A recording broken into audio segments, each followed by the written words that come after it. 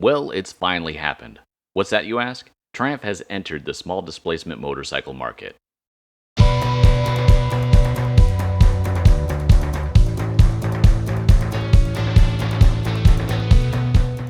Triumph has just announced the introduction of their Speed 400 and Scrambler 400X motorcycles. As you would guess, the 400 in those monikers hint at the displacement. Each of these motorcycles are powered by a brand new liquid-cooled 4-valve dual overhead cam single-cylinder engine that displaces just over 398 cc's. Single cylinder, you say? That's right. Now you can get a Triumph Thumper. In case you didn't know, single-cylinder motorcycles are sometimes called thumpers because of the thumping exhaust pulse that is characteristics of having just one cylinder. With the release of these bikes, Triumph joins the likes of BMW with their G310GS and G310R, KTM and their 390 Duke and 390 Adventure, Husqvarna with their Svartpilen 401, Honda with their CB300R, Royal Enfield with their Scram 411, and that's just to name a few.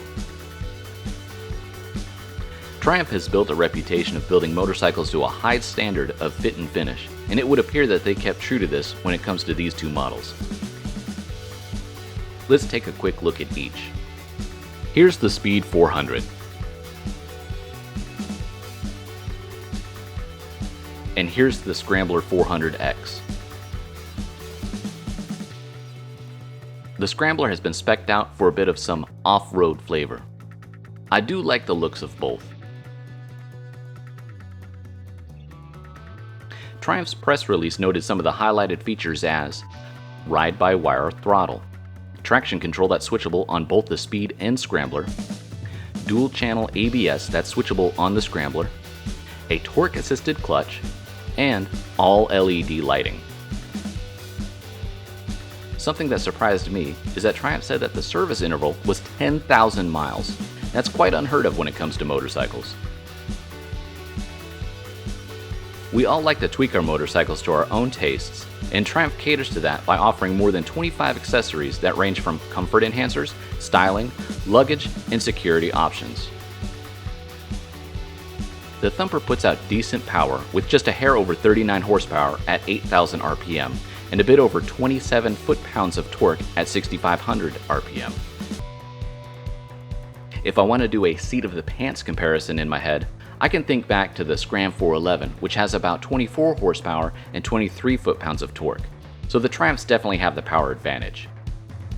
I use the Scram 411 as a comparison because it's a small, one-cylinder motorcycle that I've recently ridden. The Triumph's engine is mated to a 6-speed gearbox. As someone who owns motorcycles that only have 5 gears, I welcome a 6th gear on any motorcycle. On my bikes, I find myself always trying to click up into a gear that doesn't exist. Having a 6th gear on these small engine Triumphs will be a great benefit and hopefully will keep the revs in a happy spot. Both bikes have cast aluminum wheels front and back. The Speed runs 17-inch wheels front and back. The Scrambler has a 17-inch wheel in the back, however it has a 19-inch wheel up front. This is in line with its off-roadish suggested name. The extra 2 inches will help get that front wheel over obstacles if you find yourself wanting to do such a thing. Brakes are discs up front and back, with the Scrambler's front being 20mm bigger than the Speed. Suspension on both is upside-down forks in the front and monoshocks in the rear. The Scrambler offers a little bit more travel than the Speed, 150mm of travel up front and back. That's 10mm more in front and 20mm more in back than the Speed.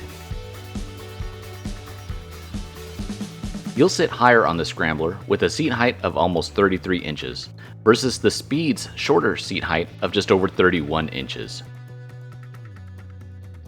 The wet weight is 375 pounds for the Speed and 395 pounds for the Scrambler.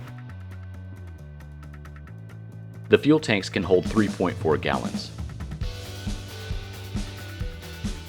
So what's the price of these? Well, you'll have to wait on that because Triumph hasn't released that information quite yet. However, The words they use are that the motorcycles are an unbeatable value and that they will have extremely competitive pricing. If I had to make an educated guess on the price, I'd look at similarly spec'd bikes like the ones I mentioned earlier in this video. Now the question everyone's been waiting for, when can we get our hands on these? I'm sorry, but unless you live in India, you'll have to wait. They launch in India in July of this year, and Triumph says they'll hit all other markets in early 2024. I reached out to Triumph to make sure that this does include the USA. They assured me that all other markets means it does. I'm looking forward to seeing the actual bikes, sitting on them, and hopefully testing them out. What do you think of Triumph's new 400s? Or what are your thoughts on small displacement motorcycles in general? Are you a fan? Drop a comment below and let me know what you think. If you want to see more content, go ahead and right over to that subscribe button and smash it like it's a gear shifter and you're trying to find neutral.